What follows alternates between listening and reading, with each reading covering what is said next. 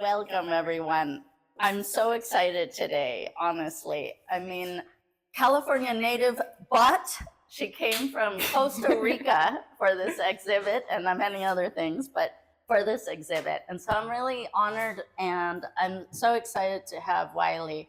She's been such a wonderful, just inspiration, regardless of that I'm older or not. Inspiration because she has such a beautiful zest for life, adventure for life that I think anybody who knows her would admire. And so the first question is, where did this zest for life come from in such adventure and such, you know, it's not so easy to just get in the ocean and be an incredible surfer as Wyliebee is. It takes a lot of guts to get into the ocean like that and to really be one with it. And so I wonder where this came from. How did this start? So actually, when I was a kid, I was terrified of the ocean. I was like, absolutely not. No, thank you. Stingrays, jellyfish, great white sharks. Like, I'm out of there. Wow. And so like a lot of us are familiar with junior lifeguards, right? Yes. It's this summer camp where kids learn how to be super comfortable in the ocean. And my dad was like, you need to go to this. I'm like, fuck no. Yeah, exactly. Nope, I'm good. Didn't say that. That's what I was thinking. I was so scared. I was, of the unknown. Yeah. Right. And like as a kid, we do not know like what we were truly capable of yet. Yeah. And I went to this, and I was forced to go to this camp, and I absolutely fell in love. And I went back for like 4 years in a row. That's so great. And like you couldn't get me out of the water, and I think it came from this that first moment of like really overcoming a serious fear. Yeah. And it's like, wow, like what lies beyond that is absolutely insane and beautiful. Right? Yeah. And so that's great that you mentioned that, because when I guide people in art, I talk a lot about the unknown and about what lies in the unknown, which is, as you know well, the magic. Yeah. And then everything that is on the known side, we already know it and it's all right. I call it the comfort zone sofa, to just stay on the known side, on the safe side, comfort zone sofa. And then when we go over that precipice, as you do often, like you go into a wave, every wave is that precipice. Yeah.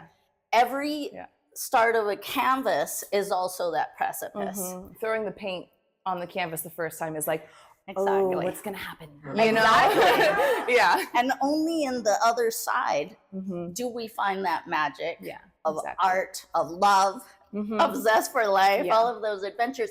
Can you tell us a little bit more about your artistic process and what inspires you to be connected to these awesome creatures in the water? And I know some of it, but I would love for you to tell us about it. Yeah, so the artistic process of this all, well, what started, like these whales specifically, so the past 2.5 years I've been painting only humpback whales.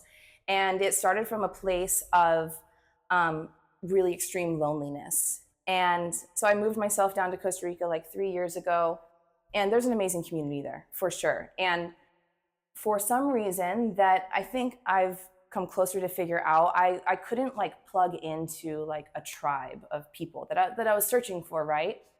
And instead I was met with like extreme experiences in nature, with nature. I was met with like intense, rainy, dark nights where it's like, okay, I have like me, my thoughts, and like some survival skills. And I was left with this 3-foot by 6-foot canvas that was just blank in my room, and I didn't know what to do with it. And I was like, I literally felt like I was like spiraling out of control, like running out of money. I'm in Central America. What just happened? And I'm looking at this canvas and I'm like, I love it. You and me, babe, we're gonna do this. Yes. Yeah. So it was this one. This one actually got sold down in Costa Rica. It's a print, but it was originally a little bit bigger than this. And I started with this color here, right? The deep, dark unknown. Oh, right. I'm like mixing this color, and I'm like, yeah, more black. Yeah. Okay, more black. And I start throwing these colors, and it's like, and then it becomes like this physical somatic release of like, oh, this is frustrating, oh, this is scary, I'm sad, you know? And then you work your way up the canvas and you get these like brighter colors and you're like, I'm also like coming into my own. I'm also discovering so much about myself. I'm having these tranquil, exciting, riveting experiences, and I've done them all by myself. Oof. You know? Yeah. Incredible. Bravo. And you know, it's interesting, and of course this is a reoccurring theme with I would imagine all artists. I'm not sure because I haven't interviewed everyone yet, but not yet. One of the reoccurring themes is the role that art in itself takes in our lives as a healing tool. And many times when we start in artistry or as viewers into art, we don't understand maybe how important art is to the healing, to understanding our own selves, really. Because many times I have said, these, as you mentioned, it's a mirror of what's going on within. Yeah, absolutely. And I guess everything is a mirror of everything. How we do one thing is how we do another. And so I'm really happy that you touch upon the theme of how it has, the process was so integral to coming out of a spot where you felt, fear, regular human emotions that we can all connect to. But if you could expand, what does, and this is a ridiculously broad question, but what does art mean to you? I mean, as that tool? So originally, like right out of college, I experienced this probably like 2 or 3 year block where I couldn't like pick up the pencil. I didn't want to, and I would, and I would like slowly work through pieces, but I was in like a dark place, and I realized I was like, I don't know how Van Gogh did it, but like I can't create from a place of sadness. I just like, it's just not me. My art is like light and love and happiness, and then I realized if I just like, I had to like step over that line and go for it, even if it hurt to touch the paintbrushes, even if like the colors weren't exactly like what I wanted, just like put the freaking paint on the canvas and see what happens. Exactly. And yeah, it's touching back to the unknown. Like when you're in these dark places, you don't know where you're going to end up afterwards. But like, I promise you, and I know after like so many times of going through it, it's going to be somewhere so much more vibrant and illuminated and excellent than you were before. Like that's just how it goes. That's nature. Yeah, exactly. Yeah. And I'm glad that you say that, because sometimes when I'm the only one saying this and in guiding people in art, maybe they don't believe me. But I've said this exactly like that too, where the laws of gravity apply everywhere, let's say. And so, of course, if we have success here in the art and we see it over and over again, how it is almost like a process that keeps happening once and once again, like gravity, laws of gravity. Of course, if it happens here, it will happen everywhere for us. And so I wonder if, what are some of the most important lessons that you have taken from your art that you can take into life? So I've grown the most through this exhibit. Like the person I was 2.5 years ago would not recognize this person like standing in front of you today. There's no way. And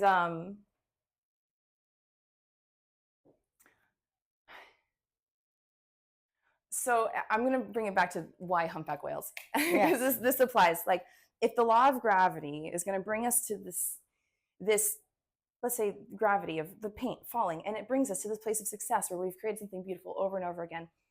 Humpback whales spend the majority of their lives in solitude. And while they're extremely empathic and social beings, they choose this. They choose to spend the majority of their time in the great, big, scary, dark depths of the ocean.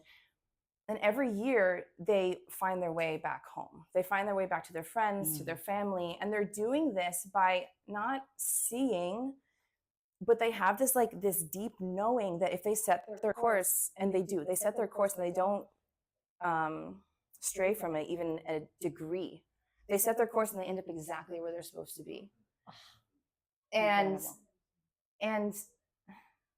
that's what art has been for me. Like, I don't know what's going to happen next. I don't know if this is going to like bring me to a place of financial stability. I don't know if this is going to like bring me closer to people that I feel connected to, but I know that like if I keep following this work, that I'm going to find a place where I'm happy. Oof. Nothing could be more profound. Nothing could be more profound, honestly. I mean, this is music to my ears. This is, you know, exactly how I feel aligned to art and life. Yeah. Exactly in that way. Could you expand? I know that in your artist bio, you speak, and in your artist statement, you talk a lot about the spiritual aspects of what whale represents in Maori culture. And I know you've swam in oceans all over the world, being with these creatures. Tell me, expand on some aspects of that spiritual thing that we all humans have with these incredible creatures. Yeah. So the spiritual, symbolic part of humpback whales, in a lot of different cultures, and especially what I've learned in French Polynesia, they're these symbols of protection and connection. You see, I got like the gift of spending 7 minutes with a mom and baby humpback, just embracing each other. And to see this whale that's bigger than this entire gallery, being so tender with her little one, like connection, so sensitivity, protection. Yeah. And in this spirituality, it crosses over a little bit into the science of them too. So that we have these structures in our brain called spindle neurons, and they're responsible for empathy and sensitivity. And that system of these neurons is more complex in whales than it is in humans. Incredible. So they have a greater capacity for empathy than even us human beings. And as soon as you make eye contact with one, you absolutely know. Like, it's looking back at you and it's like, keep feeling. Yeah. Like, keep feeling. Yeah. That's what I have to tell you. That's so beautiful. Yeah. What a beautiful message. Yeah. It's a gorgeous message. It's a gorgeous message, and that we can learn. We don't have to imagine that, humans is the top tier. We can learn from other beings on this planet, so and we should absolutely learn from other beings on this planet. The humpback whales are like said to be the only other,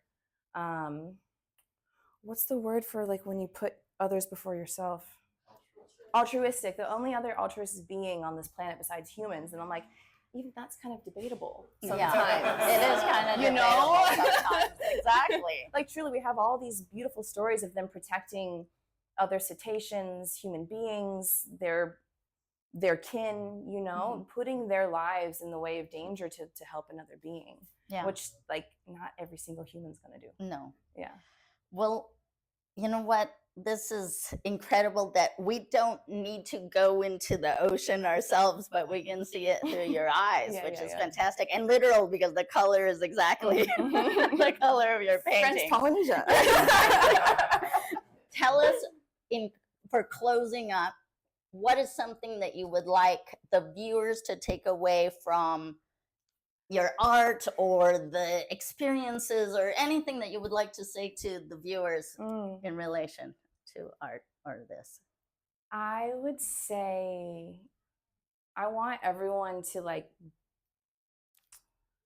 to take away this feeling of courage in the fact that we all have a deeply rooted and innate knowing in every single one of our souls, that we have this perfect compass inside of us, that if we just listen to it, we're going to find our way back to exactly where we're supposed to be. So it's courage to like dive into the deep, scary unknown and know it's for your greater good.